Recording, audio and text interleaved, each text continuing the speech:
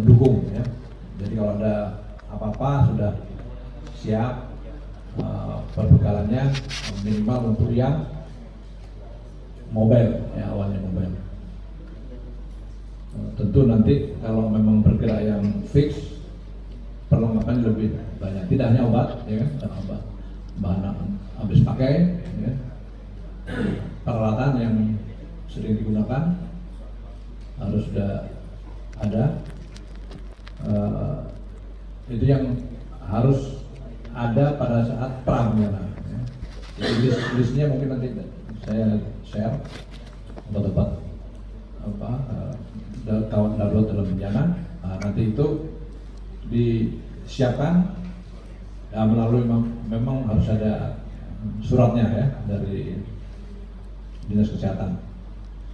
Yang kedua, pada saat bencana harus mengikuti tim itu bergerak ya, karena nanti sesuai dengan peraturan yang mengelola Perbekes ya apotek ya.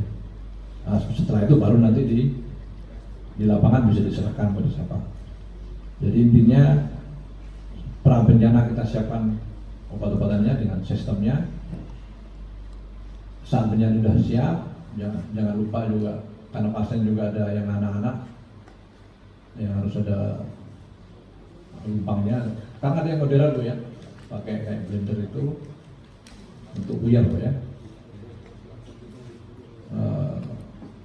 Itu menjadi mungkin permasalahan juga saat ini yang Perbekes sangat tidak hanya pengaturan di lapangan di pusat atau di klaster itu sering menumpuk ya.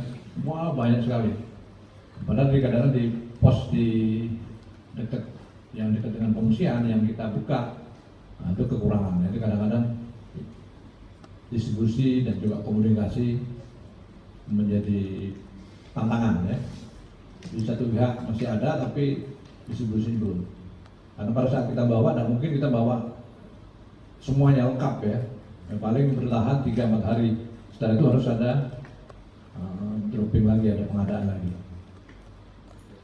Nah, itu memang untuk implan dari dulu itu. Yang kedua dulu, yang untuk penanganan pertama itu di undang-undang melalui BNPB atau BPBD nanti ada masukan resmi, surat resmi ke kepala daerah. Ya, setelah dianalisis, repeat assessment, jadi dari jumlah korban, area rusak, fasilitas umum yang rusak, ya, akses, air, energi, itu dianalisis semua. Ya. Jadi kebutuhan-kebutuhan dasar, ya, jangan lupa memang jalan sama air, akses jalan itu yang dia assessment. Nah, nanti ditentukan apakah lokal aja cukup. Nah, nanti yang mendeklar itu kepala daerah atau bupati, wali kota atau gubernur kalau sudah 2-3 wilayah. Nah, kalau sudah lebih dari 2 provinsi, 1 provinsi ya nanti presiden. Atau 1 kota yang sangat banyak sekali korbannya ya bisa nasional, Pak. Nah, supaya semuanya datang, kan? Tergantung tadi korbannya tadi ya. Ya kalau kayak kemarin Cianjur itu sebenarnya kabupaten kota cukup, karena itu kan 1 kecamatan yang memang berat, beberapa kecamatan tersebar tidak merata ya. Jadi melalui analisis, assessment namanya kan, yang siapa yang assessment ya dari undang-undang BNPB.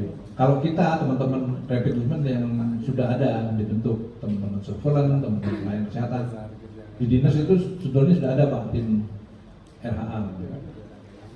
Ada rapid assessment, nanti lapor ke kepala dinas sama dengan KLB lah ya. Oh, polio, KLB, Pak, ada polio. 1, kalau pertemuan 1 berapa persen, Pak Alik, Dokter Alik? 1 positif akan menjadi 20, nah, nanti jadi 200 gitu kan. Kalau campak ya pelan-pelan dulu sampai peningkatan 3-2 hari, nah baru LB ya. Iya, rasio. Ada ilmu nanti, Pak ya, kalau di penyakit menular. Jadi base scientific, sama dengan Di Sulbar kemarin di testing tiap hari 70, 50-an positif COVID, ya kan? Kalau itu gempa, lah ya. Itu menentukan itu ada dasarnya. Sama dengan yang tadi, dasarnya ya pasti jumlah korban, sakit, dan juga potensi. Jadi yang hilang banyak juga ya, itu potensi. Jadi menentukan apa namanya, tanggap darurat, masa tanggap darurat 2 minggu sampai 1 bulan, sehingga anggarannya bisa dilakukan ya, dicairkan untuk tim ya.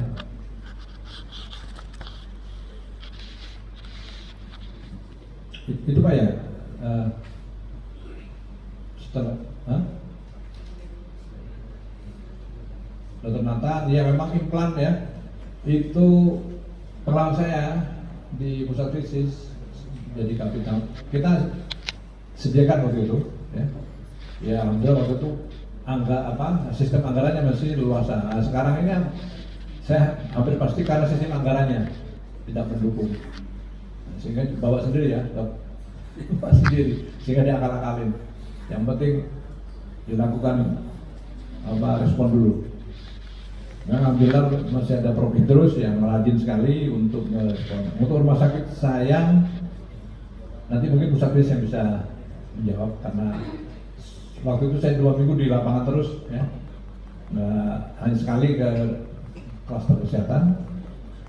Jadi ini tergantung juga kebijakan dari rumah sakit dan tentu dinas dan ya kepala daerahnya untuk bagaimana menentukan cara kerja saat bencana itu seperti apa. Itu tergantung juga kebijakan dari daerah masing-masing. Yang terpenting memang apakah rujukan yang kita tentukan, pusat rujukan di mana, yang karena di Cianjur itu dekat ya, hampir dekat dengan Bandung ya, dan Sukabumi ya, kita kirim sana karena yang terdekat ya.